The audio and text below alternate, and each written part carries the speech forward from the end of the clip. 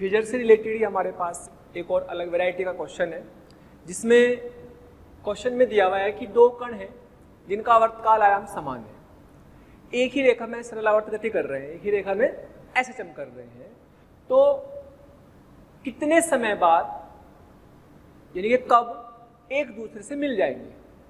तो क्या दिया हुआ है, एक तरह से डायग्राम में आपको ये दिया हुआ है कि भाई एक कण ये है, एक इसका भी आयाम a है, प्लस ए माइनस ए प्लस ए। एक कण जो है आपका यहां से चल रहा है, ठीक है, एक कण की दिशा ऐसे है, एक कण यहां है। तो जब ये एक ही रेखा में गति कर रहे हैं तो हमें बताना है कि कितने समय के बाद ये मिल जाएंगे।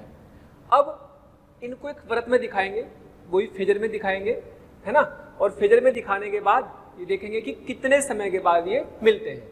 अब इसको जरा ध्यान से समझें। अगर मान लो मैं आपसे बोलूं कि भाई इसका फेजर बनाओ, दोनों का फेजर बना देते हैं, तो फेजर बनाने में आप देखोगे कि ये वाला कण कहाँ पर है, ये वाला कण यहाँ पर है। इसको नाम देता हूँ नंबर 1, इसको नाम दे देता हूँ नंबर 2। तो इसको 1, इसको 2 वाला यहाँ पर है, यहाँ पर आ गया। अब ये 1 वाला 2 वाला जो है ये आगे बढ़ेगा, ये भी आगे बढ़ेगा, है ना। यहाँ पर इसकी स्पीड इधर की तरफ बढ़ती जाएगी, इसकी स्पीड घटती जाएगी, लेकिन घटने का जो रेट है, जो उसका त्वरण है, वो भी वेरिएबल है, वो भी परिवर्तनशील है, तो अलग अलग स्पीड होगी, है ना। तो ये थोड़ा सा धीरे धीरे बढ़ेगा, फिर बहुत फास्ट बढ़ेगा, इसकी स्पीड तेजी से कम हो, इसकी स्पीड यहाँ पर धीरे धीरे कम होगी, फिर यहाँ तेजी से कम होगी, तो अलग अलग रेट से कम हो रही है। तो कब कहाँ मिलेंगे, उसके लिए सोचने की बात यह है कि भाई ये जाएगा, ये तब तक यहाँ पर भी आ जाएगा, वापस भी आएगा, या ये इधर जाएगा और वापस जाएगा, कहीं शायद हो सकता है यहाँ मिले, वापस आते हुए मिल जाए। तो उसको करने का बेस्ट तरीका क्या है, वो है फेजर। फेजर करने का क्या तरीका है कि भाई 1 यहाँ पर 2 यहाँ पर, इनके बीच का जो एंगल है वो 90 डिग्री है, इनके बीच का एंगल 90 डिग्री, मतलब इनके बीच का फेज 90 डिग्री है।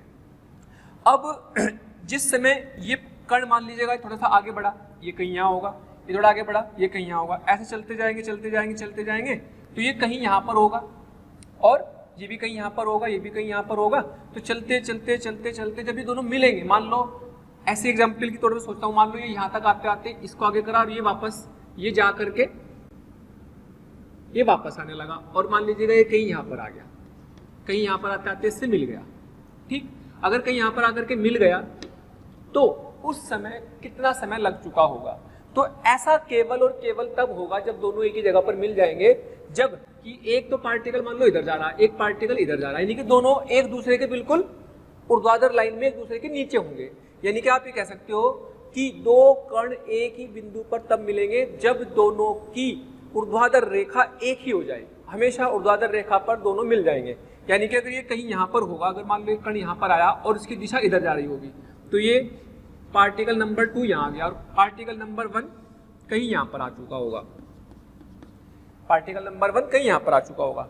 यानी कि और जितना देर में यहाँ तक आया उतनी देर में यहाँ तक आया ही, तो दोनों का समय तो बराबर है, तो चाहे तो इसका समय निकाल लो और चाहे इसका समय निकाल लो, एक ही बात है। तो यानी कि कण 1 वाला कण यहाँ से यहाँ पहुँचा और ये कितना एंगल घूम गया है, जितना एंगल ये घूमा होगा उस एंगल में जो समय लगा, जितना फेज ये घूमा उसमें जो समय लगा, उस समय के हिसाब से ही हम क्या निकालेंगे, टाइम निकालेंगे। दोनों का टाइम पीरियड और ओमेगा कह सकते हो सेम है, दोनों का टाइम पीरियड और ओमेगा मतलब कोणीय चाल सेम है और कोणीय आवर्ती सेम है।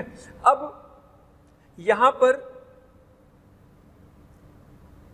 यह एंगल कितना होगा भाई, ये तो कितना था, दोनों का आयाम तो समान है, ये भी a है ना, ये भी a। अब यहां बात यह है कि इनके बीच का जो एंगल था ये 90 डिग्री, ये दोनों चलते जाएंगे, ये 90 डिग्री एंगल तो 90 ही रहेगा भाई। जो 90 डिग्री मेंटेन था वो तो बदलेगा नहीं, क्योंकि दोनों चल रहे ऐसे चलते जाएंगे, दोनों की ओमेगा क्या है, दोनों की समान है। जब समान ओमेगा से चल रहे तो उनके बीच का एंगल तो बदलेगा नहीं, तो यहाँ तक आते आते ये 90 डिग्री का एंगल समान रहेगा।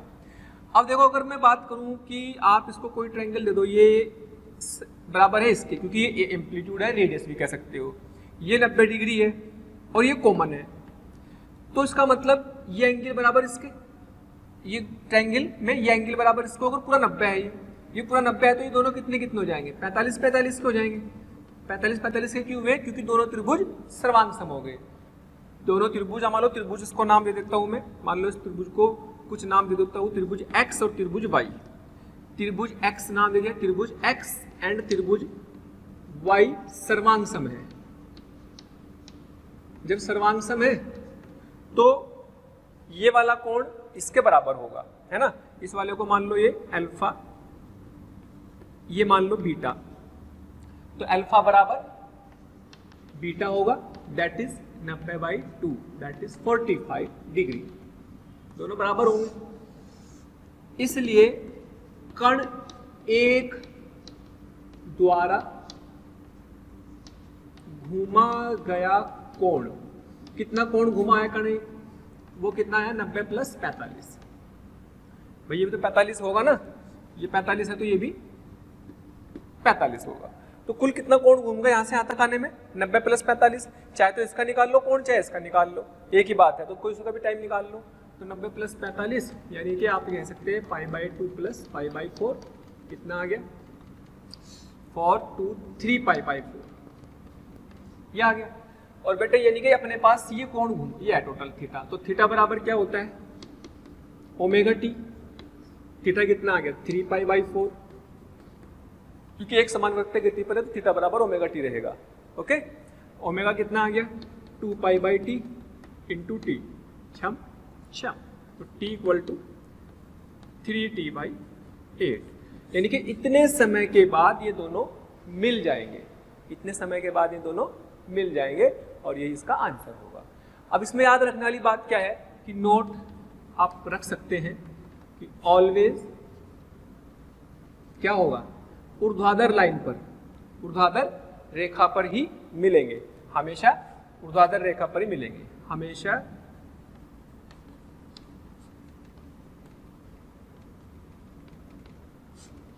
ऊर्ध्वाधर रेखा पर ही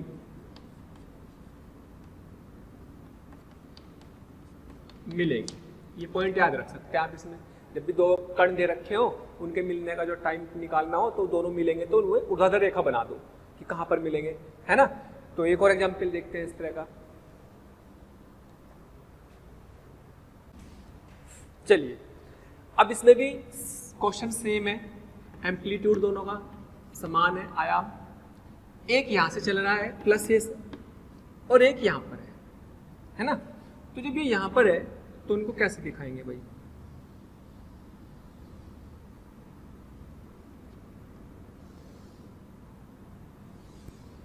ठीक है।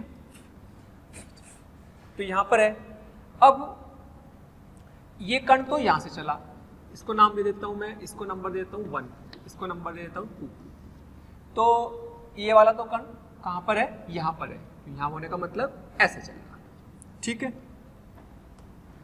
और दूसरा कण जो है वो यहां पर है, इसकी दिशा इधर है, इधर दिशा होने का मतलब कहां है, यहां पर है, ये वाला यहां पर है, ठीक। ये a/2 है, दिस इज a/2। इसको तो आप आइडेंटिफाई कर सकते हो कि यहाँ और यहाँ, यानी कि ये इधर चल रहा है, ये इधर चल रहा है, तो इधर चलते टाइम, इधर चलते टाइम ये इधर जाएगा, ये इधर जाएगा, कहीं ना कहीं तो मिल सकते हैं, यहाँ यहाँ कहीं पे भी मिल सकते हैं। अब हमने ये भी समझा कि कहाँ मिलेंगे, हमेशा जब एक दूसरे के बिल्कुल पास होंगे तो दोनों का बिंदु एक ही होगा वृत्त पे, और एक दूसरे की वर्टिकल लाइन पर होगा, एक इधर जा रहा होगा तो एक इधर जा रहा होगा, दिशाएं अलग अलग होंगी। इसका मतलब ये हुआ कि अगर आप मान लो पहले एंगल निकाल लेते हैं, ये अल्फा है, ये ए है, अगर मैं इस अल्फा को निकालूं तो कितना आएगा, cos alpha = a/2 upon a, that is 1/2। तो यहाँ पर आप कह सकते हैं अल्फा = या cos अल्फा = cos 60 और अल्फा = 60 डिग्री। अगर अल्फा 60 आया तो ये कितना आ गया भाई, ये 60 आया अगर, तो जाहिर सी बात है कितना आ जाएगा 30 आ जाएगा। ये कितना है 90, तो इनके बीच में एंगल कितना है 120, यानी कि इनके बीच का एंगल तो मेंटेन रहेगा जुगा तो, क्योंकि ऐसे बिल्कुल एक समान चाल से चल रहे, तो वृत्त पे एक समान चाल चलने पर दोनों बिल्कुल समान चाल चलने के कारण इनके बीच का एंगल तो बदलेगा नहीं। लेकिन ये आगे चलता जाएगा, ये चलता जाएगा, चलता जाएगा, चलता जाएगा, ये 30 डिग्री घूम रहा, ये भी 30 डिग्री घूम जाएगा, तो इसको यहाँ पर भी आएगा, यानी कि कहीं यहाँ पर आएंगे तो एक दूसरे के नीचे हो जाएंगे, यानी कि कहीं इधर मिलेंगे। तो यहाँ पर अगर कहीं आ गए, ये कहीं यहाँ होगा और ये कहीं यहाँ होगा, तो इसकी दिशा आप ऐसे कह सकते हैं कि एक इधर जा रहा होगा और एक इधर आ रहा होगा, ये इधर आ रहा होगा और ये इधर, तो कहीं यहाँ मिल गए। तो जब ये सिचुएशन आ गई, यहाँ मिलेंगे, तो उस समय क्या बनेगी भाई कंडीशन?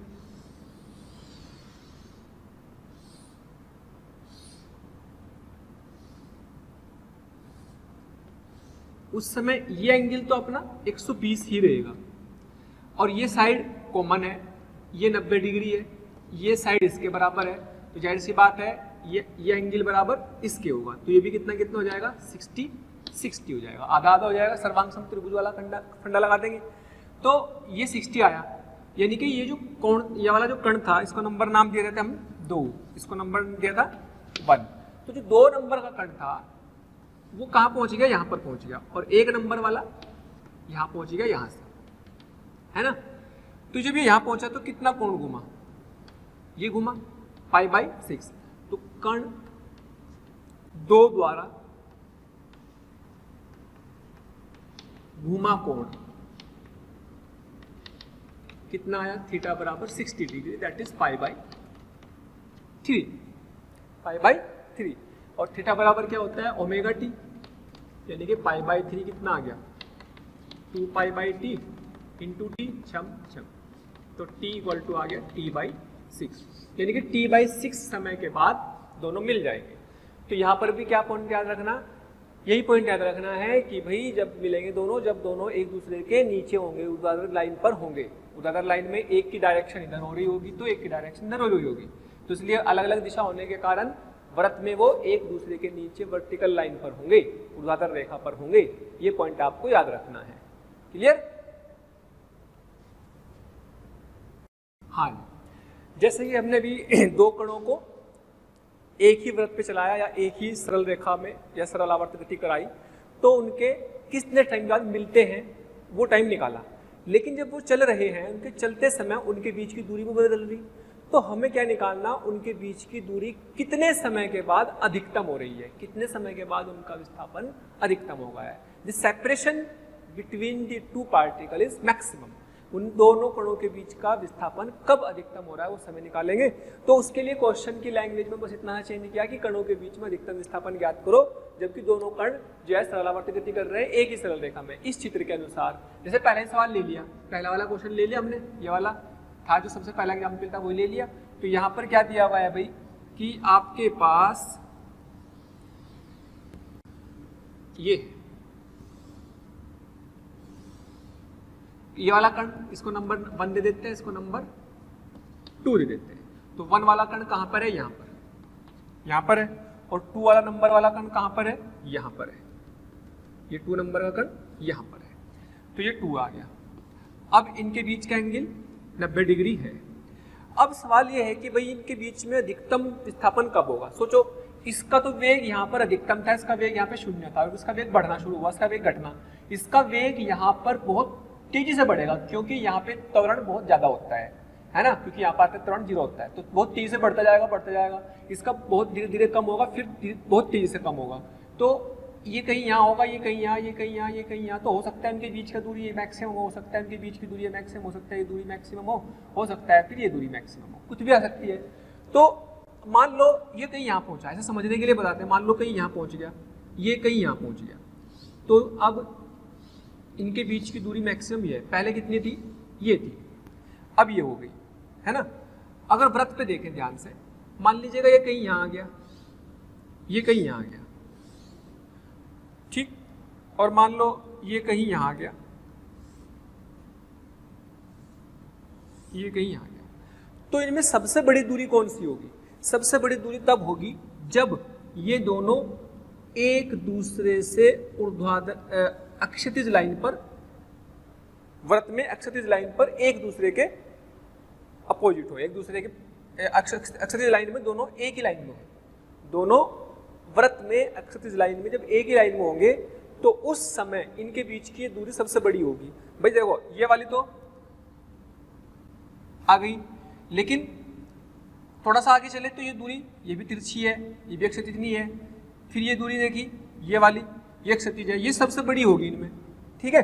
तो जो क्षैतिज वाली दूरी सबसे बड़ी आएगी उस समय वृत्त के हिसाब से, है ना। वैसे तो यहाँ पे देखो ध्यान से कि भाई ये बहुत धीरे धीरे इसकी स्पीड कम होगी, इसकी बहुत तेजी से बढ़ेगी, तो ये तेजी से यहाँ तक कहीं आएगा, धीरे कहीं आएगा, इनके बीच में कहीं ना कहीं सेपरेशन अधिकतम हो जाएगा। मान लो कि यहाँ से यहाँ तक की दूरी अधिकतम होगी, तो उसको निकालने का तरीका क्या समझना कि जब दोनों कण वृत्त में एक दूसरे से अक्षैतिज लाइन पर मिल रहे हों, अक्षैतिज लाइन पर हों, एक ही अक्षैतिज लाइन पर हों दोनों, तो उस समय उनके बीच की दूरी अधिकतम होती है। पहले वाले सवाल में क्या था, जब दोनों एक दूसरे के ऊर्ध्वाधर लाइन पर हों तो वे मिल जाएंगे, जब एक दूसरे के क्षैतिज लाइन पर होंगे वृत्त पर तो उनके बीच की दूरी अधिकतम होगी, क्योंकि उसके बाद वो दूरी कम होना शुरू हो जाएगी। सोचो पहले तो कम थी, पहले तो बढ़ करके ये होगी, फिर कम होना शुरू हो जाएगी, और कम होते होते जब ऊर्ध्वाधर हो जाएगी तो जीरो हो जाएगी, मिलेंगे भी तो, है ना। तो यानी कि हमने क्या सोचा, हमने सोचा कि भाई क्या लॉजिक रखना, क्या नोट याद रखना है इसमें, ये नोट याद रखना है कि जब दोनों कण वृत्त में अक्षैतिज लाइन पर होंगे, अक्षैतिज रेखा पर होंगे, तो उनके बीच का विस्थापन अधिकतम होगा। कुल मिला के छोटी सी बात है क्या समझने की कि भाई ये कण 1 था, ये कण 2 था, इनके बीच का एंगल 90 डिग्री है, और चूंकि दोनों की चाल समान है, कोणीय चाल भी समान है, v भी समान है, क्योंकि एक समान वृत्त गति, तो ये एंगल तो बदलेगा नहीं जितनी स्पीड से वृत्त की बात कर रहे ऐसे चम में नहीं, वृत्त पे तो समान चाल चल रही, तो ये एंगल तो बदलेगा नहीं। तो ये जब ये यहाँ पर आ जाएगा, ये 1 यहाँ पर आ गया, 2 यहाँ पर आ गया, तो ये अपने पास बहुत ध्यान से देखें अगर, तो ये कितना है a, है ना, ये एंगल कितना है 90 डिग्री। अब देखो ये बराबर इसके, ये बराबर इसके, ये 90, ये 90, ये कॉमन, तो ये दोनों त्रिभुज कैसे हो गए, सर्वांगसम त्रिभुज। जब सर्वांगसम त्रिभुज हो जाते हैं तो ये एंगल बराबर इसके हो जाएगा। जब ये बीच में टोटल 90 डिग्री है तो ये भी 45, ये भी 45, और ये 45 हुआ तो ये भी कितना हुआ, 45 हुआ। इस तरीके से आपको याद रखना है। फिर समझे, ये एंगल 90 डिग्री मेंटेन है, यहाँ पर भी 90 डिग्री होगा जब ये पॉइंट यहाँ पहुंच जाएंगे दोनों, तो 90 डिग्री है, लेकिन ये त्रिभुज और ये त्रिभुज अभी दोनों बराबर तो होंगे, लेकिन कितने होंगे ये बराबर करने के लिए हमें प्रूफ करना पड़ेगा कि ये त्रिभुज में ये भुजा। थैंक यू सो मच प्यारे स्टूडेंट्स, हमें इतना प्यार देने के लिए। डेली हजारों स्टूडेंट्स हमारे वीडियो लेक्चर देख करके लाभान्वित हो रहे हैं। हमारी आपसे रिक्वेस्ट है कि आप हमारे डिस्क्रिप्शन बॉक्स में जा करके हमारे लिंक को क्लिक करें, अपना एनरोलमेंट सुनिश्चित करें। जो स्टूडेंट्स डाउट सॉल्विंग और स्टडी मटेरियल के लिए भी इच्छुक हैं वो हमारे प्रीमियम कोर्स के लिए अप्लाई करके ज्वाइन कर सकते हैं। बराबर इसके, क्योंकि ये भी ए है, ये भी ए है, ये कॉमन है दोनों त्रिभुज में, ये दोनों का 90 डिग्री होगा, ये दोनों का 90 डिग्री होगा जब क्षैतिज लाइन है, तो ये दोनों त्रिभुज कैसे होगा, सर्वांगसम। सर्वांगसम होंगे तो ये कोण बराबर इसके, अब ये कोण बराबर इसका होगा तो 90 से क्या कर देंगे, इसको 90 को आधा कर देंगे, 45-45, जैसा भी किया था हमने सर्वांगसम त्रिभुजों में। तो क्या करेंगे, ये 45 तो ये भी 45 आ गया, अब ये 45 आया बेटा, ये ए, तो ये आप देखो ध्यान से, ये ए आ गया तो ये भी 45 ही आएगा। तो ये सोचो ये दूरी मान लो x है, तो ये भी x होगी, वृत्त की प्रॉपर्टी है, वृत्त का गुण है। तो x बराबर क्या हो जाएगा, x बराबर हो जाएगा a cos 45, a का कंपोनेंट अभी अब ले लेंगे ये वाली a cos 45, यानी कि x बराबर a/√2। तो उनके बीच का विस्थापन कितना हो जाएगा, विस्थापन कितना हो जाएगा 2x के बराबर, दिस प्लस दिस, यानी कि 2a/√2, यानी कि a√2 उनके बीच का अधिकतम विस्थापन हो जाएगा। अधिकतम विस्थापन a√2 हो जाएगा। छोटा सा सवाल है, लेकिन सोचने वाली बात सिर्फ इतनी सी है कि कब करना है, कब अधिकतम दूरी होगी। सबसे अधिकतम जब होगी जब दोनों अक्षैतिज लाइन पर मिल रहे होंगे। तो this is the way of doing this question. इस तरह का करने का तरीका याद रखना है, तो ये नोट आप याद रखें। ओके, चलिए सेम क्वेश्चन में ऐसे ही एक और देखते हैं। इसने बोला है कि इस बार आयाम को 20 सेंटीमीटर दे दिया, है ना, और उनका जो फेज डिफरेंस है डेल्टा फाई, दिस इज π/3, दोनों का बीच का फेज डिफरेंस π/3 है। इस बार क्वेश्चन में ये सारी लैंग्वेज सेम है, ये दिया हुआ है, क्वेश्चन यही है, लेकिन इनके बीच इनका एम्पलीट्यूड दे दिया और फेज डिफरेंस दे दिया अगर दोनों कोणों का, तो क्या करना है,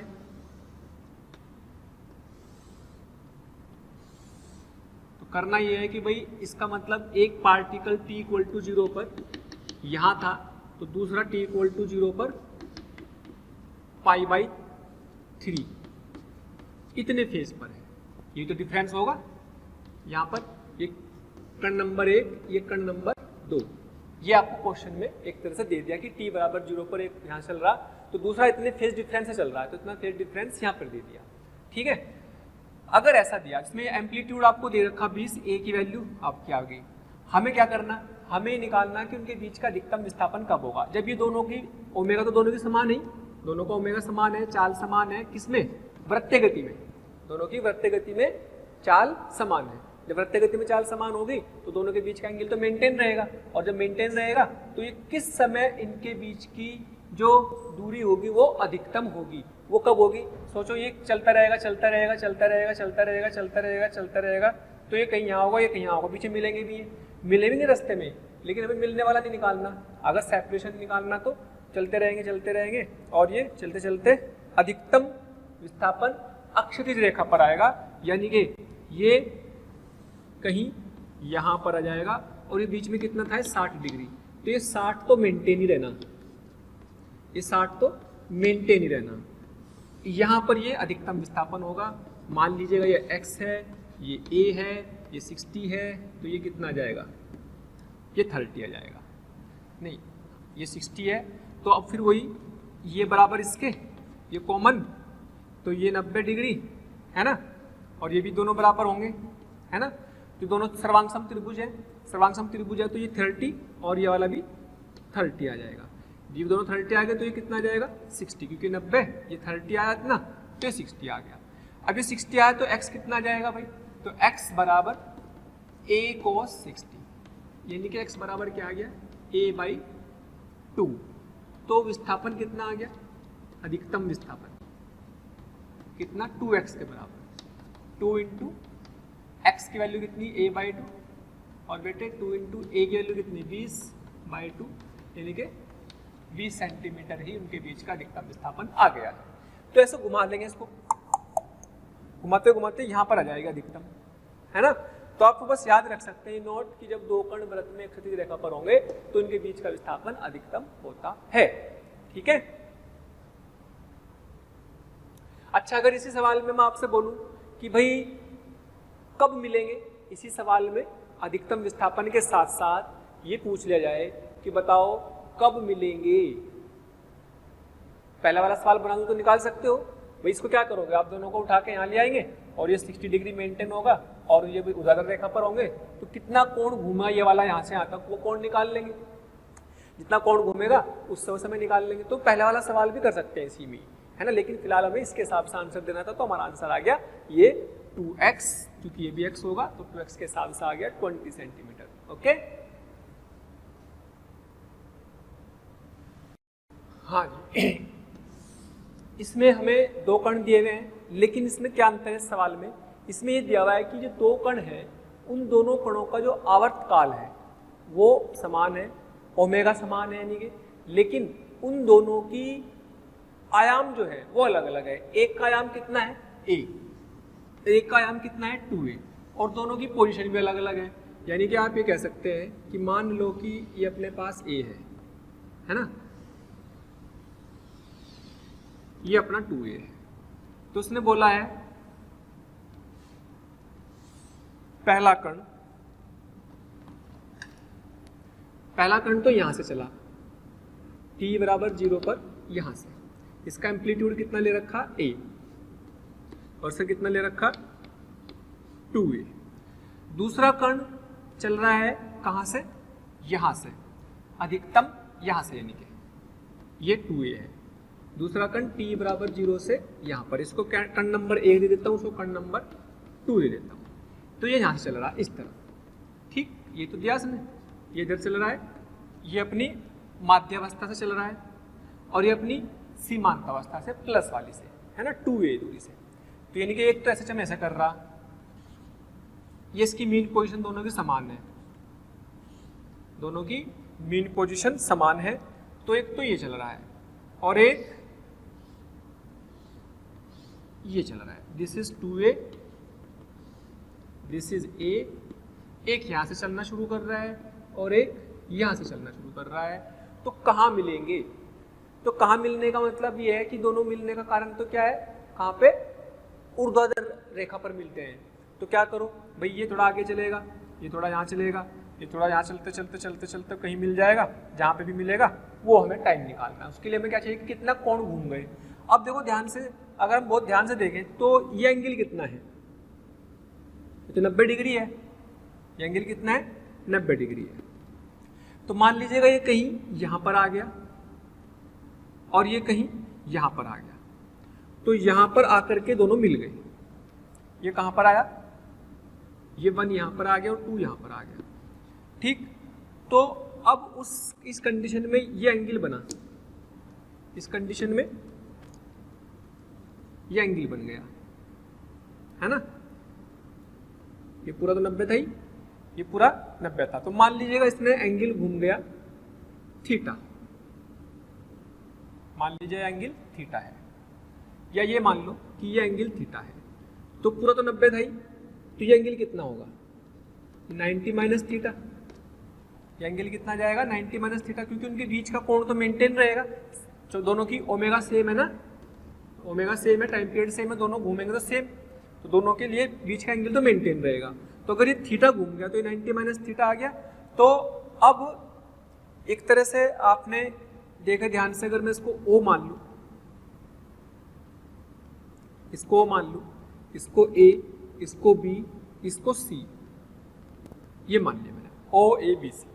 अगर बहुत ध्यान से देखो तो OB को मैं निकाल लूँ अगर, तो ये कितना है A और ये कितना है 2A, तो A cos थीटा OB आ जाएगा। यानी कि OB को निकाल सकते हैं दो तरीके से, OB equal to A cos theta equal to 2A cos 90 minus theta, ऐसे लिखा जा सकता है। चाहे तो इधर से निकाल लो, इसका कंपोनेंट ले लो OB, तब भी आ जाएगा, इधर से भी आ जाएगा OB, दोनों तरह से निकाल लेंगे। इससे क्या फायदा होगा, थीटा के बारे में हमें इन्फॉर्मेशन मिल जाएगी। तो cos थीटा बराबर 2 sin थीटा, यानी कि tan थीटा बराबर 1/2, या ये कह सकते हैं थीटा बराबर tan इनवर्स 1/2। फिलहाल थीटा की वैल्यू ऐसा आई तो ऐसे रख लो, कुछ भी हो सकती है, फिलहाल तो आई। अब इसका मतलब ये हुआ कि कण एक ने कितना कोण घुमा, कण एक, अगर कण एक की बात करूं तो कण एक ने 90 माइनस थीटा घूम गया, π/2 माइनस थीटा। तो कण एक द्वारा घुमा कोण कितना, 90 माइनस थीटा, π/2 माइनस थीटा। तो समय बराबर क्या होता है, कोण बटे ओमेगा। कोण कितना घुमा, π/2 माइनस थीटा का मतलब tan inverse 1/2 divide by 2π/t। अगर ओमेगा ही दिया हुआ तो ओमेगा की फॉर्म में आंसर लिख लेंगे, और अगर t दिया हुआ है तो t की फॉर्म में, तो आंसर आ जाएगा ये, है ना। ओमेगा दिया हुआ तो ओमेगा की फॉर्म में रख लेंगे, भाई ओमेगा दिया होगा अगर तो केवल ओमेगा में रख लेंगे, जैसे भी आंसर में दिया होगा कुछ भी डाटा ओमेगा भी रख सकते हैं, ठीक। तो ये थोड़ा सा ज़्यादा सोचने वाला था, क्योंकि हमें इसमें ये इतनी थोड़ी सी मैथ लगाना होगा, ठीक है। लेकिन बहुत टफ नहीं है, क्योंकि छोटा सा सवाल है, बहुत टफ नहीं है। बट हाँ, कंसेप्ट आपको आना जरूरी है कि कैसे हमें मिलने के लिए ऊर्ध्वाधर रेखा का ध्यान रखना और सेपरेशन के लिए अक्षैतिज रेखा का ध्यान रखना। हाँ, इसमें आपको दो अलग अलग आवर्तकाल के क्वेश्चन है, जिसमें अलग अलग आवर्तकाल दिया है। अभी तक आवर्तकाल अलग नहीं दिया था, तो एक ही रेखा में दो आवर्तकाल अलग अलग के कण है, अलग अलग आवर्तकाल के दो कण है, तो वो एक ही मीन पोजीशन से चलते हैं, एक ही मीन पोजीशन से चलते हैं, एक ही जगह से एक ही साथ स्टार्ट करते हैं दोनों। तो एक का आवर्तकाल कितना है t, दूसरे का 5t/4 है, ठीक है। तो एक ही इसमें है जिसने कि इनका आयाम सेम है, तो कितने दोलनों के बाद, एक का आवर्तकाल तो t और एक का 5t/4, तो कम कौन सा है, कम कौन सा है, कम तो है t, तो ये तो जल्दी जल्दी चल जाएगा और ये थोड़ा सा ये ज़्यादा समय लेगा 5t/4 वाला, है ना। तो हमें क्या बताना है कि कितने समय के बाद ये क्या होंगे, कितने समय के बाद समान फेज में होंगे, समान कला में होंगे। तो मान लिया कि माना N1 दोलनों, जो T वाला है, N1 दोलनों के बाद समान कला में होंगे। समान कला में होने का मतलब वापस माध्य स्थिति पर मिलेंगे, माध्य स्थिति पर मिलेंगे, ऐसा समझ लो कि वापस यहीं पर आकर के आ जाएंगे। इसके कुछ दोलन हो जाएंगे, इसके कुछ दोलन हो जाएंगे, है ना। तो जो दोलन आएंगे इनके, तो इनके दोलनों के हिसाब से ही हम इनको क्या करेंगे कि मान लो ये तो N1 किसके लिए ले लिया, T वाले के लिए, और ऐसे ही N2 दोलन किसके हो जाएंगे, 5t/4 वाले के लिए।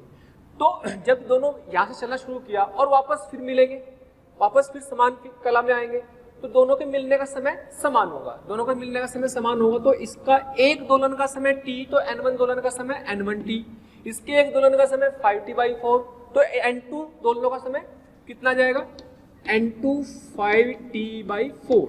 तो यहाँ से t से t कैंसिल, N1/N2 5/4।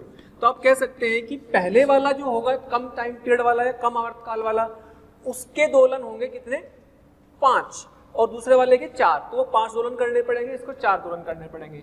यानी कि कम टाइम पीरियड है, कम आवर्तकाल वाले को कितने, N1 बराबर 5 या N2 बराबर 4 दोलन के बाद क्या होंगे, दोनों समान फेज में होंगे, समान कला में होंगे, बाद समान कला में होंगे, ठीक है। तो ये हमारा किस तरह का वैरायटी क्वेश्चन था जिसमें आवर्तकाल अलग अलग दिए गए हैं, ओके। हाँ, तो हम अब स्टार्ट करते हैं सरल आवर्त गति में ऊर्जा। सरल आवर्त गति में ऊर्जा को हमने स्टार्टिंग में ही कंसिडर किया था कि ऊर्जा का कोई लॉस नहीं होता, यानी कि इसमें जितनी भी ऊर्जा देंगे, कोई भी कण अपनी माध्यावस्था में होगा, स्थायी माध्यावस्था में होगा, स्थायी साम्यावस्था में होगा, जिस पर नेट बल 0 होगा। अगर वो स्थायी साम्यावस्था में होगा तो हमें उसको कुछ थोड़ी सी ऊर्जा देनी पड़ेगी, तभी तो वो अपनी अवस्था से विस्थापित होगा। और एक बार जरा सी ऊर्जा दे देंगे तो उस ऊर्जा से ही वो दोलन करता रहेगा, और वो दोलन अनंत समय तक कर सकता है अगर ऊर्जा का कोई हानि ना हो। और हमने शुरू में माना था कि ऊर्जा का कोई लॉस ना हो, तो ही समय क्या बोलेंगे, सिंपल हार्मोनिक मोशन। तो सिंपल हार्मोनिक मोशन में ऊर्जा का कोई लॉस नहीं होगा। उस कंडीशन में उसमें ऊर्जा का फॉर्मूले क्या क्या होंगे, कैसी कैसी ऊर्जाएं होंगी, उनके बारे में उनकी गणना करनी है। गतिज ऊर्जा कितनी होगी, स्थितिज ऊर्जा कितनी होगी, कुल ऊर्जा कितनी होगी, एक्स की फॉर्म में कितनी होगी और टाइम की फॉर्म में कितनी होगी। तो सरल आवर्त गति में ऊर्जा हमें अगर निकालनी है, सरल आवर्त गति में ऊर्जा की कैलकुलेशन करने के लिए हमारे पास सबसे पहले गतिज ऊर्जा आती है, काइनेटिक एनर्जी आती है। हमें बताया कि कोई भी कण जो एसएचएम कर रहा है, जो कोई कण एसएचएम कर रहा है, ये इसकी मेन पोजीशन है, इसको यहाँ से ऊर्जा देनी पड़ेगी, और इसका एम्पलीट्यूड है a, और ये इसका टाइम पीरियड t है, ओमेगा है, ये दिया हुआ है। तो हमें इसके पास किसी भी x पर इसकी वेग, इसकी चाल कितनी होती है, ये होती है बेटे ω√a² माइनस x², है ना। तो यहाँ पे क्या लिखेंगे, ω√a² माइनस x² की पावर 2। तो यहाँ से क्या आ जाएगा, half m ω² a² minus x²। यहाँ से क्या आ जाएगा, half m ω² a² minus half m ω² x², तो ये आ जाएगा, ठीक है। तो यहाँ पर हाफ m ω² को क्या लिख सकते हैं, k लिख सकते हैं, k a² minus half k x²। क्यों लिख सकते हैं ऐसा, क्योंकि हमें याद है शुरू स्टार्टिंग में हमने k/m को ओमेगा स्क्वायर माना था, ये हमने अज्यूम किया था ना, याद होगा। तो यानी कि k बराबर क्या आ जाएगा, m ओमेगा स्क्वायर, चाहे ये लिख लो चाहे k की फॉर्म में लिख लो। और k क्या था भाई, k क्या था, k को बोलते थे SHM नियतांक, k क्या था, SHM नियतांक, SHM कांस्टेंट। तो यानी कि काइनेटिक एनर्जी का फॉर्मूला ये आ गया, याद भी रखना है काइनेटिक एनर्जी का ये फॉर्मूला। अगर हम बात करें कि एट x बराबर 0 यानी कि मीन पोजीशन पर, माध्यावस्था पर, अगर माध्यावस्था पर हमें काइनेटिक एनर्जी निकालनी है, काइनेटिक एनर्जी निकालनी है x बराबर 0 पर, तो क्या आएगी, ka²। और ये कैसी होगी, ये अधिकतम काइनेटिक एनर्जी होगी, अधिकतम काइनेटिक एनर्जी होगी। यानी कि अधिकतम वेग कहाँ होता था, मीन पोजीशन पर। जब अधिकतम वेग मीन पोजीशन पर होगा तो काइनेटिक एनर्जी भी अधिकतम होगी। भाई यहाँ पर वेग क्या, शून्य, यहाँ पर वेग क्या, शून्य, यहाँ पे काइनेटिक एनर्जी भी 0, यहाँ पे काइनेटिक एनर्जी भी 0, गतिज ऊर्जा भी शून्य। यहाँ पर वेग क्या होगा, इस वाले पॉइंट पर यहाँ पर वेग v अधिकतम होगा, और तो काइनेटिक एनर्जी भी यहीं पर क्या होगी, काइनेटिक एनर्जी भी यहाँ पर अधिकतम हो जाएगी। ठीक है, तो अधिकतम काइनेटिक एनर्जी x बराबर 0 पर आ गई। अगर हम बात करें एट x बराबर a पर, प्लस ए या माइनस ए, कोई भी ले लो, चाहे प्लस ए या माइनस ए, तो उस समय यहाँ पर आ गए सीमांत अवस्था पर, है ना, ये कहाँ पर आ गए, सीमांत अवस्था पर, सीमांत अवस्था पर। तो यहाँ पे x रख देंगे, ये काइनेटिक एनर्जी एट x बराबर a प्लस माइनस, तो क्या होगा, half k a square minus half k, x की जगह प्लस माइनस a का होल स्क्वायर रख देंगे। तो सोल्व करने पर कितना आ गया, half k a square minus half k a square, चम चम कट गया, 0 आ गया। यानी कि काइनेटिक एनर्जी। प्यारे बच्चों, हमें रोज कमेंट्स के माध्यम से ये रिक्वेस्ट आ रही है कि सर हमें इस टॉपिक के वीडियो लेक्चर प्रोवाइड करें या इस टॉपिक के वीडियो को समझाएं। तो मेरी आपसे रिक्वेस्ट है कि आप हमारे चैनल पर जाकर के सब्सक्राइब करें और बेल आइकन को हिट करें, ताकि जो भी वीडियो लेक्चर हमने डाले हुए हैं उसके नोटिफिकेशन आपसे मिस ना हो। मैं ऐसा इसलिए कह रहा हूं क्योंकि हमने ज़्यादातर वीडियो लेक्चर को ऑलरेडी अपने चैनल पर डाला हुआ है, तो जिस लेक्चर की आप डिमांड कर रहे हैं वो लेक्चर आपको पॉसिबली वहां पर मिल जाएंगे। एट x बराबर a पर कितनी आ जाएगी, 0 आ जाएगी। तो गतिज ऊर्जा की जो वैल्यू आ गई 0 है। तो इसके बीच में कहीं पर भी आएगी, इसलिए यहाँ पर अधिकतम, यहाँ पर 0, और इसके बीच में कोई भी गतिज ऊर्जा हो सकती है। तो ये आपका फॉर्मूला मेन कौन सा आया, मेन फॉर्मूला ये है जो कि किसी दिए गए x पर गतिज ऊर्जा को निकालेगा। कहां पर निकालेगा, किसी दिए गए x पर, यानी कि x की फॉर्म में अगर हमें गतिज ऊर्जा निकालनी है तो इस फॉर्मूले से निकालेंगे, किसी दिए गए x पर। क्योंकि हम इसी फॉर्मूले को टाइम पर भी निकालेंगे, इसलिए हमने इसको x के हिसाब से लिखा। ओके, हमने गतिज ऊर्जा का फॉर्मूला निकाला है, half k a square minus half k x square. अगर कोई बोले कि भाई इसका ग्राफ बनाओ, इसका ग्राफ बनाओ, तो ग्राफ कैसा बनेगा, अगर बहुत ध्यान से देखो तो x स्क्वायर आ रहा है इसमें।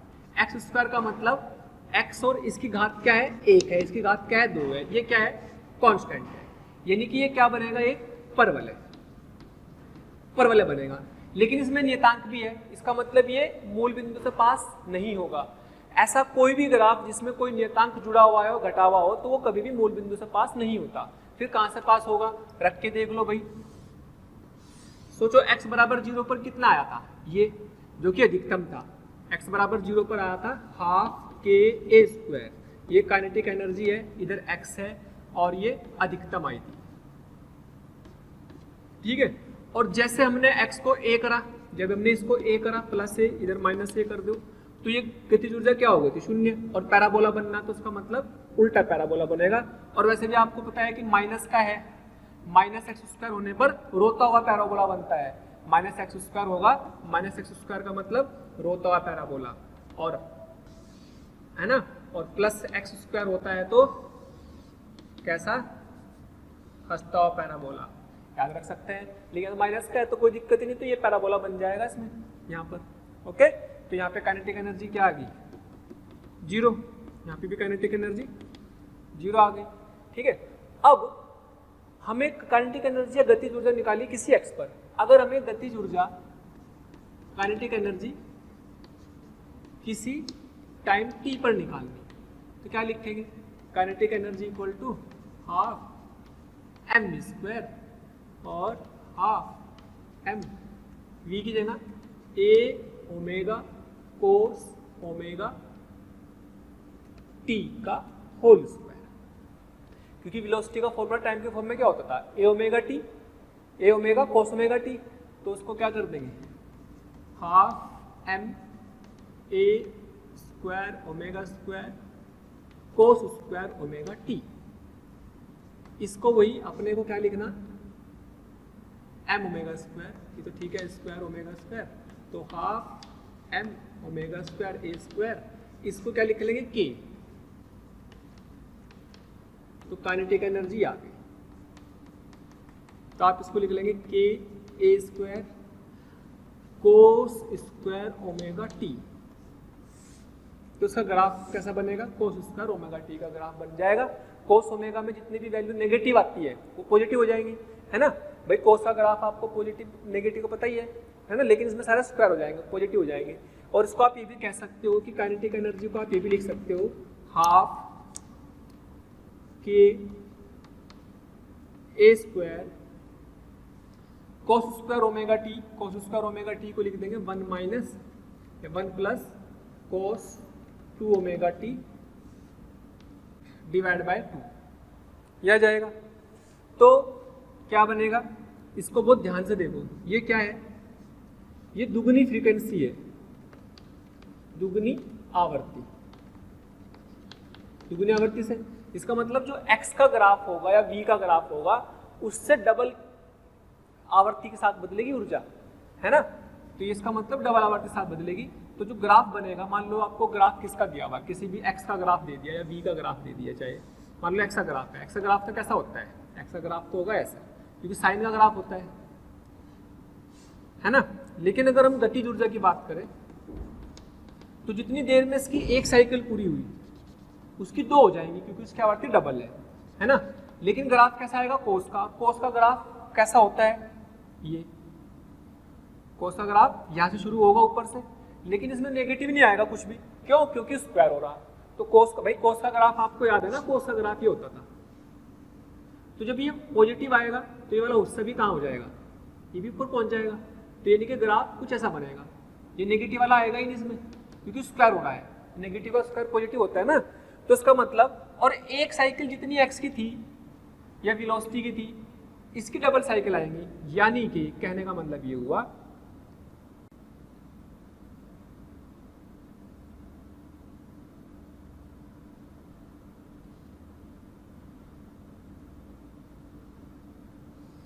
एक साइकिल 2 साइकिल, एक साइकिल में 2 आ गई।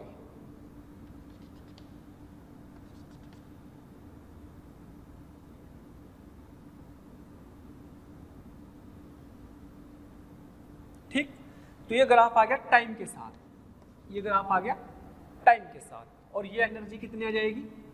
ये energy half k a square. भाई सोचो यहाँ पे t बराबर तो 0 है ना, अगर मैं इसमें t बराबर 0 रखूँ, मान लो t बराबर 0 पर काइनेटिक एनर्जी निकालूँ तो cos 0 1 हो जाएगा, हाफ के ए स्क्वायर, ये तो हो जाएगा। t बराबर 0 पर इतनी आ जाएगी। और अगर आप t/4 पर निकालोगे, ये कौन सा टाइम होगा? दिस इज t/4, ये टाइम t/4 है, ये t/2 है। क्यों? क्योंकि t/4 पर ऊर्जा कहाँ पहुंच जाएगी? t/4 पर कण बिल्कुल यहाँ आ जाएगा, ये मेन पोजीशन है, ये यहाँ तक a है, तो दिस इज टाइम t/4, तो यहाँ पहुंचेगा तो एनर्जी 0 हो जाएगी और फिर इसकी एनर्जी वापस बढ़ेगी। तो इस तरीके से काइनेटिक एनर्जी का टाइम के साथ ग्राफ ऐसे बना सकते हैं। ओके, अच्छा कभी कभी क्या होता है, एवरेज काइनेटिक एनर्जी पूछ लेता है। Average kinetic energy, average kinetic energy मतलब औसत गतिज ऊर्जा, औसत गतिज ऊर्जा। तो औसत गतिज ऊर्जा क्या बोलेंगे भाई? औसत गतिज ऊर्जा में जैसे काइनेटिक एनर्जी ऐसे लिखा हुआ है 1/2 k a square cos square omega t. तो याद रखेंगे कि कोस स्क्वायर ओमेगा टी हो या साइन स्क्वायर ओमेगा टी, इनकी एवरेज वैल्यू, एवरेज को ऐसे साइन से दिखाते हैं, इसका मतलब एवरेज, इनकी एवरेज वैल्यू होती है 1/2। याद रखनी है, याद रखनी है, निकाल सकते हैं मैथ वाले बच्चे तो निकाल भी देंगे, लेकिन आपको याद रखनी है। तो काइनेटिक एनर्जी की एवरेज वैल्यू, इसका मतलब औसत मान, औसत मान हाफ के ए स्क्वायर, तो क्या लिखेंगे, कोस स्क्वायर ओमेगा टी, तो 1/2, तो कितना आ गया 1/4 के ए स्क्वायर। तो ये इसकी जब औसत मान पूछेगा तो 1/4 के स्क्वायर बोल देंगे कि भाई औसत वैल्यू 1/4 के ए स्क्वायर होती है। ओके, तो ये हो गया इसकी गतिज ऊर्जा के बारे में। ठीक, हाँ, तो हमने गतिज ऊर्जा के बारे में जान लिया है। अब हम जानते हैं स्थितिज ऊर्जा के बारे में। स्थितिज ऊर्जा के बारे में क्या होता है, आपने स्थितिज ऊर्जा के बारे में एक कंसेप्ट पढ़ा होगा कि जो संरक्षित बल होते हैं उनके द्वारा किया गया कार्य ऋणात्मक स्थितिज ऊर्जा के अंतर के बराबर होता है ना, स्थितिज ऊर्जा के अंतर के ऋणात्मक के बराबर। आपने फॉर्मूला पढ़ा होगा ऐसे कि डेल्टा यू या ऋणात्मक कार्य के बराबर होता है, ये होता है ना, ये फॉर्मूला पढ़ा होगा शुरू से ही, यानी कि you final minus you initial. ठीक है,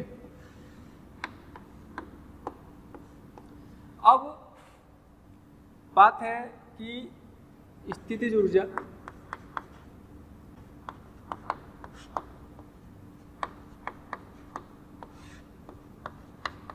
स्थितिज ऊर्जा, तो स्थितिज ऊर्जा में हमने ये कंसेप्ट पहले से पता है कि किसी भी कंजर्वेटिव फोर्स का या संरक्षित बल से किया गया कार्य उसकी स्थितिज ऊर्जा में अंतर के बराबर होता है।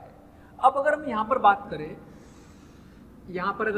तो यहाँ पर ये इसकी मीन पोजीशन है, एफ नेट क्या है, 0 है, और किसी भी एक्स पर फोर्स कितना लगता है, माइनस ऑफ के एक्स, या मैग्नीट्यूड की बात करें तो के एक्स लगता है, जिसकी दिशा मीन पोजीशन की तरफ रहती है। ठीक है, ये फोर्स लगता है ना। तो ये फोर्स कैसा है, कांस्टेंट है या वेरिएबल है? ये फोर्स नियतांक नहीं है, फोर्स एक वेरिएबल है। इसमें के क्या है, ये स्प्रिंग का फोर्स नहीं है, स्प्रिंग के फोर्स से कंफ्यूज नहीं करना बिल्कुल भी। This is not a spring force, वैसा लगता है लेकिन है नहीं। ये क्या है, आपका एसएचएम नियतांक है, एसएचएम नियतांक, सरल आवर्त गति का नियतांक है ये। तो भाई ये आपको डिफरेंस याद रखना। वो अलग बात है कि उसके जैसा दिखता है तो उसके जैसे कुछ रिजल्ट्स आएंगे, बट ये के अलग चीज है, वो के स्प्रिंग में जो होता है वो अलग चीज है, इसलिए उससे कंफ्यूज करने की जरूरत बिल्कुल नहीं है ना। तो अभी चूंकि बल कैसा है, परिवर्तनशील है, तो x से जाके dx पे छोटा सा एलिमेंट लिया, तो x से जाकर के dx हमने उधर लिया, डिस्प्लेसमेंट इधर, फोर्स इधर, तो वर्क कैसा हो जाएगा, वर्क हो जाएगा छोटा सा dwc बराबर f dx। f और dx के बीच का एंगल, फोर्स किधर, इधर, डिस्प्लेसमेंट किधर, इधर है, फोर्स किधर है, इधर है, तो इनके बीच का एंगल कितना, 180 डिग्री है, तो कोस 180 fs कोस थीटा है ना। लेकिन सारा वर्क निकालना 0 से a तक कह लो, या किसी भी x पर, x बराबर 0 से किसी भी x तक है ना, तो टोटल wc, तो wc आ गया है ना। तो wc कितना जाएगा, f की value kx cos 180 minus 1 dx, that is -1, 0 से x आ जाएगा, तो k x square by 2। This is work done, इतना वर्क इस एचएम में हो रहा है। लेकिन हमें क्या निकालनी है, स्थितिज ऊर्जा। स्थितिज ऊर्जा क्या होती है भाई, स्थितिज ऊर्जा होती है you final minus you initial, that is negative of this, यानी कि minus half k x square, ये प्लस हो गया you final minus you initial, that is half k x square. तो this is the change in potential energy, क्योंकि हम स्थितिज ऊर्जा में हमेशा केवल परिवर्तन निकाल सकते हैं। अगर किसी एक बिंदु पर या एक पॉइंट पर स्थितिज ऊर्जा चाहिए तो आपको उसके लिए एक रेफरेंस पॉइंट डिफाइन करना पड़ेगा। अगर मुझे ये पता है, ये करना है कि फाइनल काइनेटिक एनर्जी कितनी है, तो मुझे इनिशियल पता होनी चाहिए, अंतिम गति स्थिति ऊर्जा कितनी है, तो प्रारंभिक की जानकारी मेरे पास होनी चाहिए कि कहाँ से कहाँ की स्थिति बदली है, स्थिति यहाँ से यहाँ के लिए है। तो यानी कि सामान्य फॉर्मूला तो ये हो गया, सामान्य फॉर्मूला तो ये हो गया। ये इनिशियल कहाँ पर है, ये कहाँ पर है, at mean position, mean position माध्यावस्था पर, ये माध्य स्थिति पर है प्रारंभिक। अगर माध्य स्थिति पर प्रारंभ में कोई स्थिति ऊर्जा है फिर तो यही फॉर्मूला लगेगा, लेकिन हम हमेशा एक रेफरेंस लेवल डिफाइन करते हैं शुरुआत से ही। तो हम क्या करेंगे, यू फाइनल बराबर हो जाएगा हाफ के एक्स स्क्वायर। अगर आपने इसको 0 मान लिया, ये हमने क्या करा, एज्यूम कर लिया कि भाई एज्यूम यू इनिशियल 0, यानी कि at mean position, mean position पर यू इनिशियल 0 है, ये हमने माना। लेकिन 0 हो ये जरूरी नहीं है, उस रेफरेंस पे हमने 0 माना तब हाफ के एक्स स्क्वायर है, otherwise half k x square नहीं लेनी। ठीक है, तो यू फाइनल बराबर आपका फॉर्मूला किसी एक्स पर, एट एक्स, किसी एक्स पर हाफ के एक्स स्क्वायर, ये फॉर्मूला आपका बन गया। किसी एक्स पर स्थितिज ऊर्जा हाफ के एक्स स्क्वायर बोलेंगे, लेकिन दिमाग में क्या रखना है कि हमने मीन पोजीशन पर 0 मानी हुई है, माध्य स्थिति पर हमने मान लिया इसको कि 0 होती है, नहीं तो फिर वो असली फॉर्मूला ये लगेगा। ठीक है, तो फाइनली जो स्थितिज ऊर्जा होगी हाफ के स्क्वायर कब है, जब you initial 0, that sheet. Okay, अब ये तो किसी एक्स पर आ गई, और सब ग्राफ भी बना सकते हैं एक्स का। सोचो ये भी क्या है, पैराबोला, इसकी घात 1 इसकी घात 2, पैराबोला बन गया। इसमें कोई नियतांक भी नहीं जुड़ रहा, तो x बराबर 0 पर 0 और x बराबर a पर अधिकतम। अगर मैं बोलूँ कि x बराबर 0 पर कितनी आएगी, x बराबर 0 पर u कितनी आएगी, 0 आ जाएगी, और x बराबर a पर हाफ के a स्क्वायर आ जाएगी, है ना। और k की वैल्यू वही है, k क्या है, m ओमेगा स्क्वायर है ना, k equal to m omega square है। ठीक है, तो ये आपके पास हाफ के स्क्वायर आ गई। अब मुझे सा ग्राफ बनाना, अगर ग्राफ बना देते हैं भाई, ग्राफ क्या बनेगा, लो ग्राफ बना दो, 0 पर 0 और किसी a पर मैक्सिमम है। अच्छा, ये वाली कितनी आएगी, हाफ के स्क्वायर, ये अधिकतम भी आ गई, यानी कि जहां पर गतिज ऊर्जा 0 थी वहां पर अधिकतम स्थितिज ऊर्जा है, और जहां पर स्थितिज ऊर्जा 0 थी वहां पर अधिकतम गतिज ऊर्जा है ना। तो क्या होगा, ये a पर गतिज स्थितिज ऊर्जा कितनी आ गई, ये इधर माइनस a पर ये आ गई, तो ये पैराबोला बनेगा ऐसे। यहाँ पर ये कितनी आ गई, ये वाला पॉइंट पर u हाफ के a स्क्वायर, k की वैल्यू m ओमेगा स्क्वायर होती है। ठीक है, तो इस तरीके से हम स्थितिज ऊर्जा का ग्राफ बना देंगे x के साथ, और पैराबोला भी है, ये भी याद रखना है। ठीक है, अब इसमें हम इसको टाइम की फॉर्म में और लिखते हैं, किसमें लिखेंगे, टाइम की फॉर्म में। ओके, ये तो हमारा x की फॉर्म में आया। मान लो x की फॉर्म में आने के बाद u आपने लिखी हाफ के एक्स स्क्वायर, तो इन यानी कि एट टाइम t, किसी टाइम t पे निकालनी, तो हाफ के x को क्या लिख देंगे, a साइन ओमेगा t का होल स्क्वायर। तो सीधा सा मतलब है हाफ के a square sine square omega t, और इसमें ये आपका किसी टाइम पर आ गया, टाइम का फंक्शन आ गया। और इसको बहुत ध्यान से देखो तो हाफ के a square 1 minus cos 2 omega t divide by 2, यानी कि इसमें भी क्या हो रही है, डबल, दुगनी आवृत्ति, दुगनी आवृत्ति हो रही है। ठीक है, दुगनी आवृत्ति हो रही है। और यहां से आप ये भी देख सकते हैं कि this is proportional to a square. ठीक है, प्रोपोर्शनल टू a स्क्वायर, जितना ज्यादा गतिज ऊर्जा होगी, जितना ज्यादा एम्पलीट्यूड होगा, आयाम होगा, उतना ज्यादा इसकी स्थितिज ऊर्जा हो जाएगी।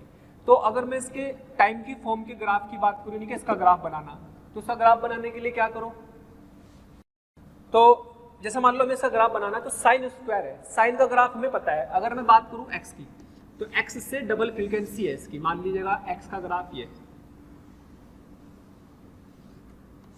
This is x equal to a sine omega t. और मुझे क्या करना, u equal to half k a square sine square omega t का ग्राफ बनाना।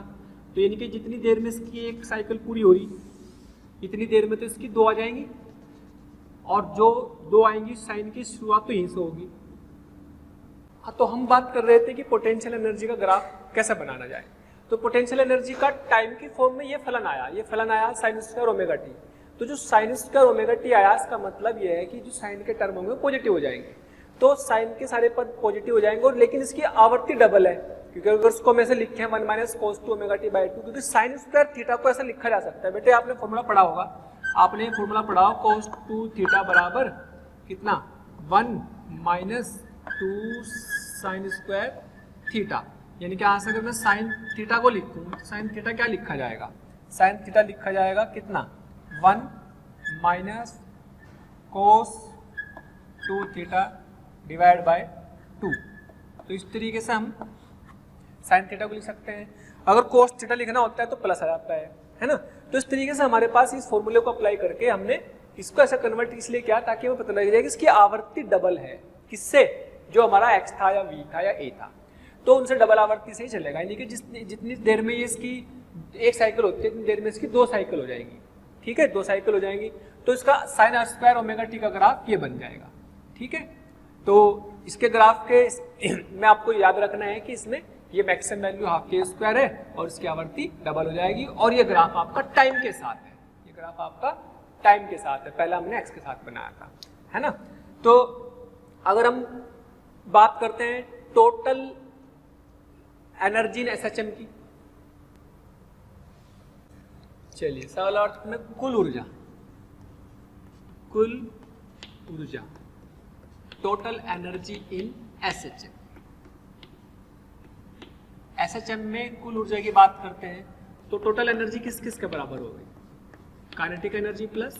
अगर आपको हमारे वीडियो लेक्चर्स पसंद आ रहे हैं तो प्लीज़ लाइक और शेयर करना ना भूलें। इससे आपके साथी, आपके जो ज़रूरतमंद दोस्त और विद्यार्थी हैं उन तक भी ये वीडियो लेक्चर पहुंच जाएंगे ताकि वो भी इससे लाभान्वित हो सकें। और अभी मैं यही कहना चाहूँगा कि आपका इतना प्यार और इतना स्नेह देखकर हमारी मोशन की पूरी टीम बहुत मोटिवेटेड है, और आपके इस प्यार के कारण, इस मोटिवेशन से ही हम और अच्छे से अच्छे कंटेंट आपको प्रोवाइड करते रहेंगे। पोटेंशियल है किसी भी तरीके से ले सकते हो, चाहे तो एक्स वाली ले सकते हो, चाहे तो टाइम वाली ले सकते हो, है ना।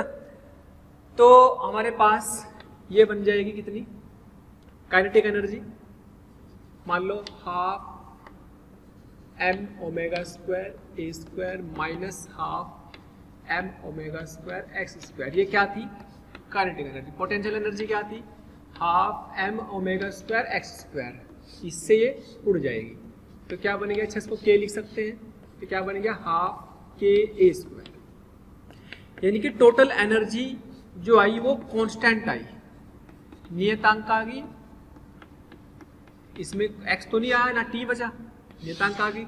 और अलग अलग एम्पलीट्यूड होंगे तो अलग अलग हो जाएगी, क्योंकि फिर अलग अलग एम्पलीट्यूड का मतलब तो एनर्जी पर डिपेंड कर सकता है। यानी कि टोटल एनर्जी भी प्रोपोर्शनल टू 1 ये एम्पलीट्यूड के स्क्वायर के बराबर है, पोटेंशियल एनर्जी भी एम्पलीट्यूड के स्क्वायर के बराबर है, और काइनेटिक एनर्जी भी एम्पलीट्यूड के स्क्वायर पर ही डिपेंड करती है, जो मैक्सिमम काइनेटिक एनर्जी होगी।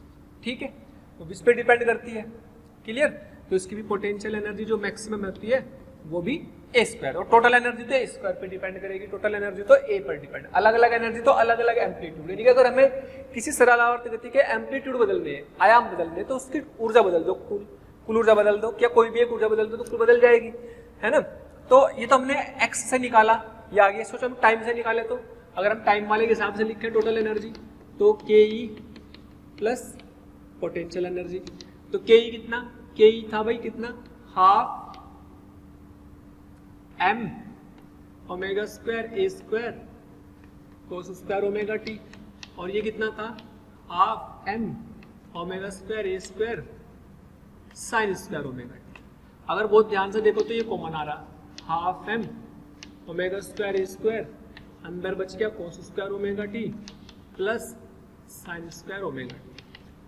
ठीक, तो ये बन गया के ए स्क्वायर, और ये बेटे बन गया 1 तो अभी भी वही आंसर आया। तो यानी कि ना तो टाइम पर डिपेंड करती टोटल एनर्जी और ना ही एक्स पर डिपेंड करती, केवल और केवल आपकी कांस्टेंट कह सकते हो एक पर्टिकुलर एसएचएम के लिए फिक्स रहती है। आयाम बदल जाएगा तो बदल जाएगी एनर्जी, एनर्जी बदल देंगे तो आयाम बदल जाएगा, है ना। तो आप कह सकते हो इसका ग्राफ कैसा आएगा भाई, इसका ग्राफ आपका ये बन जाएगा टोटल एनर्जी और एक्स का या फिर टी की फॉर्म में, कांस्टेंट है ना, और कितनी होगी half k a square, half k a square. और आप ये भी कह सकते हैं कि भाई टोटल एनर्जी किसके बराबर है, काइनेटिक एनर्जी के मैक्सिमम के बराबर, या फिर पोटेंशियल एनर्जी की मैक्सिमम वैल्यू के बराबर भी कह सकते हैं। इनके अधिकतम मान किसके बराबर है, हाफ के ए स्क्वायर के बराबर है, अधिकतम मान की बात करें। और ये ध्यान रखना कि जिस समय ये अधिकतम होगा ये जीरो होगी, जिस समय अधिकतम होगा ये जीरो होगी, तभी तो दोनों का सम ये बैठेगा टोटल, है ना। तो इस बात का ध्यान रखना है, क्लियर। तो इसमें लेकिन सारी कंडीशन कब है, ये तब है जब u initial is zero at mean position. ये सारी कहानी तब है जब मीन पोजीशन पर आपने प्रारंभिक स्थितिज ऊर्जा को शून्य माना हुआ है, मीन पोजीशन पर, साम्य अवस्था पर शून्य है, तभी ये सारी कहानी है। ये इंपॉर्टेंट पॉइंट है, याद रखिए इस चीज को, है ना। अच्छा, अब जो ग्राफ हमने बनाए थे, एक बार सारे ग्राफ्स को देखते हैं हमने क्या क्या ग्राफ बनाए थे। भाई अगर हम बात करते हैं एक्स की फॉर्म में, तो हमारे पास ये ग्राफ किसका आया था, ये ग्राफ आया था हमारे पास पोटेंशियल एनर्जी का। This is what, half k x square, ये तो आया था। और ये ग्राफ आया था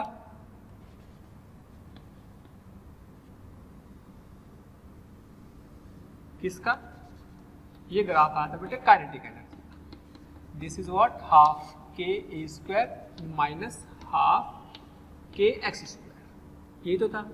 और ये ग्राफ किसका आया था, ये वाला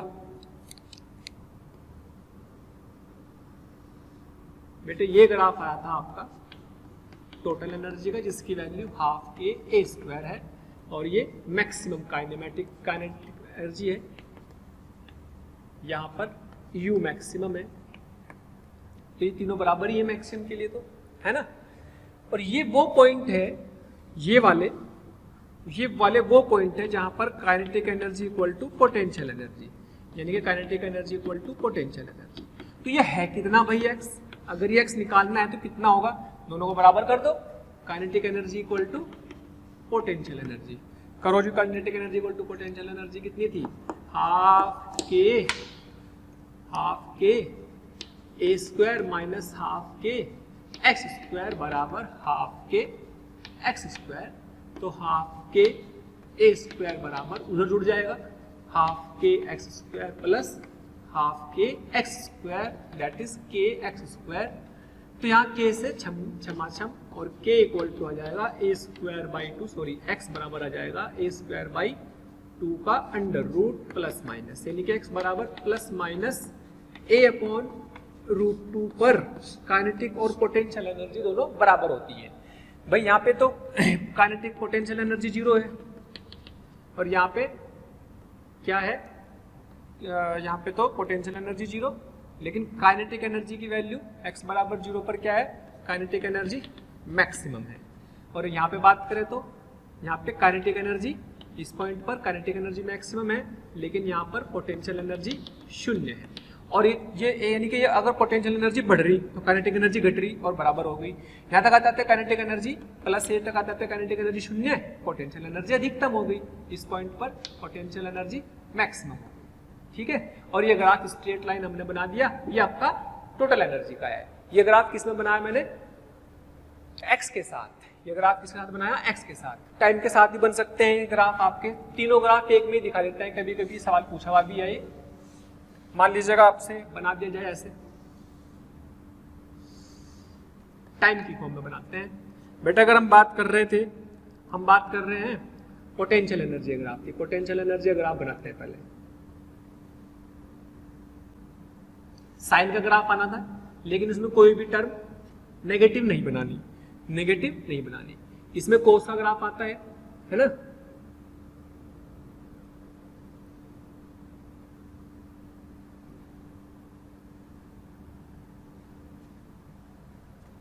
ये कॉस का ग्राफ हो गया, यानी कि ये किसका ग्राफ हुआ, काइनेटिक एनर्जी का। काइनेटिक एनर्जी का फॉर्मूला क्या था, half k a square cos square omega t, और ये किसका है, पोटेंशियल एनर्जी का, ये कितना आता था, half k a square sine square omega t.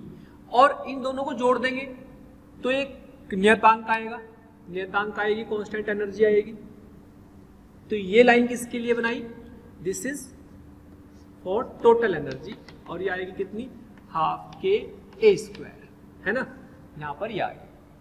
तो जिस समय ये जीरो वो मैक्सिमम, जिस समय वो मैक्सिमम जीरो, दोनों यहाँ पे बराबर है, तो ये आपका वो टाइम भी निकाल सकते हैं किस समय बराबर होती है ना, दोनों को इक्वेट करके बराबर भी निकाल सकते हैं। अब कुल मिला के बात ये होगी कि अपने पास ये ग्राफ आपको याद होना चाहिए कि कौन सा ग्राफ किसका है। ये स्ट्रेट लाइन आपका टोटल एनर्जी का है, और एक बात और ध्यान रख लेंगे कि भाई टोटल एनर्जी तो हाफ के स्क्वायर आ गई, तो टोटल का तो एवरेज भी अगर बोला जाए तो यही रहेगा, लेकिन काइनेटिक एनर्जी का एवरेज कितना आता, sine cos square omega t का 1/4 याद रख लेंगे, हाफ के ए स्क्वायर। अगर पोटेंशियल एनर्जी का भी एवरेज पूछ ले जाए तो पोटेंशियल एनर्जी में हाफ के स्क्वायर और साइन स्क्वायर ओमेगा टी के एवरेज वैल्यू कितनी होती है, 1/2 याद रखनी है। तो ये भी 1/2 लिख देंगे तो ये भी कितने जाएगी, 1/4 के ए स्क्वायर।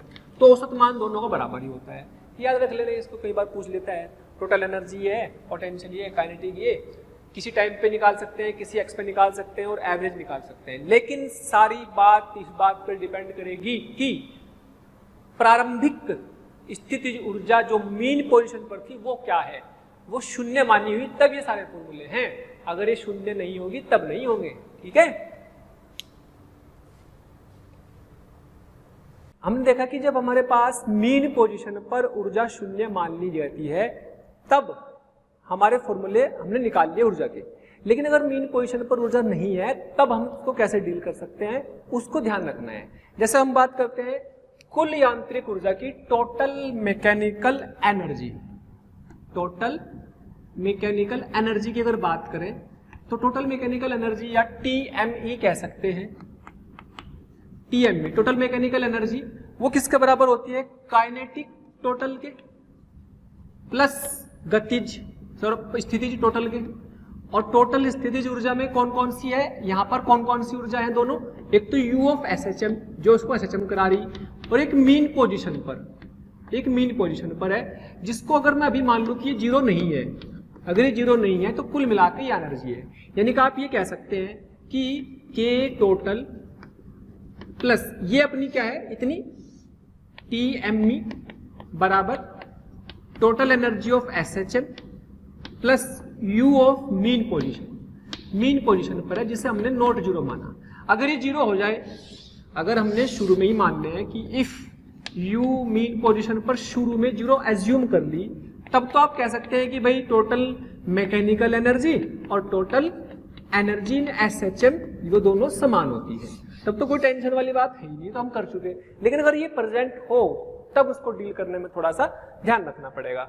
जैसे मान लो अगर मैं इसको किसी एग्जाम्पल समझूं, मान लो मैं इसमें एग्जाम्पल ले लेता हूं, मान लो कि आपको क्वेश्चन में दे दिया कि भी टोटल मैकेनिकल एनर्जी जो है वो है 100 जूल और मीन पोजीशन पर जो उसकी माध्यावस्था है उस पर एनर्जी है 40 जूल, और आपसे बोला है कि टोटल एनर्जी इन एसएचएम कितनी है ये बताना है, काइनेटिक एनर्जी की मैक्सिमम वैल्यू कितनी है ये बतानी है, पोटेंशियल एनर्जी की मैक्सिमम वैल्यू कितनी है ये बतानी है, और potential energy in SHM maximum कितनी है ये बतानी है।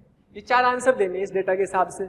अब देखो टोटल एनर्जी मैकेनिकल में 100 जूल है और ये मीन पोजीशन पर 40 है, तो यानी कि टीएमई बराबर T M total energy in SHM plus u of mean position. ये कितनी 100, ये कितनी आपको निकालनी है और ये कितनी है 40, तो यानी कि टोटल एनर्जी इन एसएचएम जो होगी दैट इज 60 जूल। और आपको ये भी पता है कि भाई जो एसएचएम की अगर बात कर रहे हैं तो मैक्सिमम काइनेटिक एनर्जी के बराबर होती है, काइनेटिक एनर्जी की जो अधिकतम वैल्यू होती है वो टोटल एनर्जी इन एसएचएम के बराबर ही होती है, तो 60 जूल आ जाएगी। ये भी आ गया, ये भी आ गया। अब है potential energy in maximum SHM. तो एसएचएम में पोटेंशियल एनर्जी की एसएचएम में, और वो भी मैक्सिमम वैल्यू, वो भी किसके बराबर होती है? टोटल एनर्जी इन एसएचएम के, दैट इज ऑल्सो 60 जूल। ठीक, अब बचा क्या? Potential energy maximum. और मैक्सिमम पोटेंशियल एनर्जी की अगर बात करें तो ये अपनी एसएचएम में कराने में रोल नहीं करती है जो बच रही। तो एसएचएम में तो केवल इतनी एनर्जी का रोल है पोटेंशियल एनर्जी का। तो ये कितने जाएगी भाई? एक तो कितनी मीन पोजीशन पर, और ये potential energy in SHM maximum plus potential energy at mean position. तो ये आ गई बेटा 100, सॉरी ये आ गई 60 प्लस 40, यानी कि आगे 100 जूल। तो ये सारे आंसर्स इस तरीके से निकाले जाएंगे, है ना। और एग्जांपल देखते हैं। अगर मान लो आपको दिया हुआ है कि कोई पार्टिकल है जो एसएचएम कर रहा है, जिसके लिए आपको के दिया हुआ है 2 × 10⁶। ये के क्या है? एसएचएम नियतांक। ये क्या है? एसएचएम नियतांक है। ये एसएचएम नियतांक दे रखा, अब के दे दिया और उसका आयाम दे रखा 0.01 मीटर। तो आपसे 4 ऑप्शन दे दिए, ए बी सी डी। ए में दिया हुआ है यू मैक्सिमम, अच्छा आपको टीएमई भी दे रखा है, टोटल मैकेनिकल एनर्जी भी दे रखी है, दैट इज 160 जूल। अच्छा आपसे ऑप्शन 4 दिए, यहां पर ये दे रखा है दिस इज 100 जूल, के maximum 100 joule, you maximum 160 joule, you minimum 0। तो इसमें से कौन सा आंसर सही होंगे ये देखने हैं। अब देखो टोटल मैकेनिकल एनर्जी दे रखी है ना, हो सकता है एक आंसर सही हो सकता है 2 आंसर सही हो सकता है 3 आंसर सही हो। तो अब आपको पता है कि के दिया, ये अपना टोटल एनर्जी निकाल सकते हैं एसएचएम की। वो क्या होती है? Half k a square, half k a square, half के कितना? 2 × 10⁶, ए कितना? 0.01 का स्क्वायर। इस 2 से 2 गया, 10⁻⁻4 आएगा, ये प्लस तो नहीं आएगा, 100 जूल। और आपको पता है कि के ई मैक्सिमम जो होती है एसएचएम में, वो किसके बराबर होती है? टोटल एनर्जी इन एसएचएम के बराबर होती है। ये हम अभी निकाल चुके हैं, दैट इज 100 जूल। इसका मतलब ये आंसर आपका सही है, ये वाला। लेकिन चेक करते हैं कि ये भी और भी सही है। अब देखो ये टोटल मैकेनिकल एनर्जी 160 जूल है और एसएचएम में केवल कितनी है? 100 जूल। इसका मतलब मीन पोजीशन पर पहले से कोई ऊर्जा थी, मीन पोजीशन पर पहले से कोई ऊर्जा थी, कितनी जूल थी? 60 जूल एक्स्ट्रा थी, यानी कि मीन पोजीशन पर पहले से 60 जूल थी। तो पोटेंशियल एनर्जी की मिनिमम वैल्यू 60 हो सकती थी वहां पर, लेकिन तो 0 दे रखी, तो ये तो गलत हो गया। यानी कि आप कह सकते हैं कि टोटल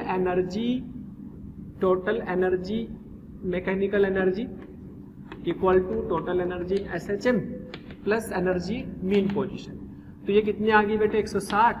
ये अपनी कितनी आ गई? 100 you of mean position, that is you of mean position पर कितनी आ गई? 60 जूल आ गई। तो मिनिमम तो इतनी हो सकती है क्योंकि पहले से इतनी है। बट एसएचएम में कौन सी करा रही? यू एसएचएम कितनी है? यू एसएचएम मैक्सिमम, वो किसके बराबर होती है? टी टोटल एनर्जी एसएचएम के बराबर ही होती है, यानी कि 100 जूल होगी एसएचएम की। लेकिन अगर यू मैक्सिमम की बात करें, यू मैक्सिमम की बात करें, तो u SHM maximum plus u at mean position, total तो पोटेंशियल एनर्जी हो जाएगी। एसएचएम कराने में तो केवल इतनी यूज हो रही, लेकिन ये वाली 100 तो ये प्लस 60 ये 160 जूल।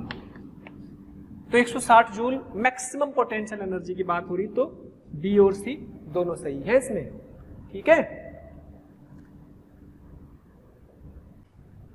तो आपको ये दिया हुआ है कि एक द्रव्यमान है जिसका द्रव्यमान 0.5 किलोग्राम है, अपनी माध्य स्थिति से इतनी चाल से गुजर रहा। तो अगर ये माध्य स्थिति से गुजर रहा है तो क्या यहां पर इसकी अधिकतम गतिज ऊर्जा निकाल सकते हैं? तो के मैक्सिमम, क्योंकि माध्य स्थिति पर हाफ v भी तो मैक्सिमम होगी ना माध्य स्थिति पर, v कितनी होती है, मैक्सिमम होती है, और ये स्क्वायर के बराबर, और यही किसके बराबर भी होती है अधिकतम, हाफ के a स्क्वायर के। तो बस हो गया, हाफ से हाफ काट दो, तो m कितना 0.5, वेलोसिटी कितनी 10 का स्क्वायर, और k कितना, k की वैल्यू यहां से निकाल सकते हैं, f बराबर माइनस के एक्स होता है, तो k क्या है, k आ गया 50, और ये k आपका कहलाता है क्या है, SHM नियतांक, बल नियतांक नहीं कहना, और उसको स्प्रिंग नियतांक भी मत कहना, क्या है SHM नियतांक, SHM कांस्टेंट, तो क्या आएगा 50 इंटू ए स्क्वायर। तो सोचो इसमें से ये गया, एक 10 गया, तो 50 बराबर 50 ए स्क्वायर, छम तो ए स्क्वायर बराबर 1 और ए स्क्वायर इक्वल टू, तो उसका एम्पलीट्यूड 1 हो जाएगा। Okay, thank you. तो प्यारे बच्चों, अगर आप चाहते हैं कि आपको किसी भी टॉपिक के लाइव डिस्कशन, वीडियो लेक्चर या स्टडी मटेरियल की जरूरत है, तो कृपया आप हमें इस नंबर पर कॉल कर सकते हैं 18002121 799 18002121 799।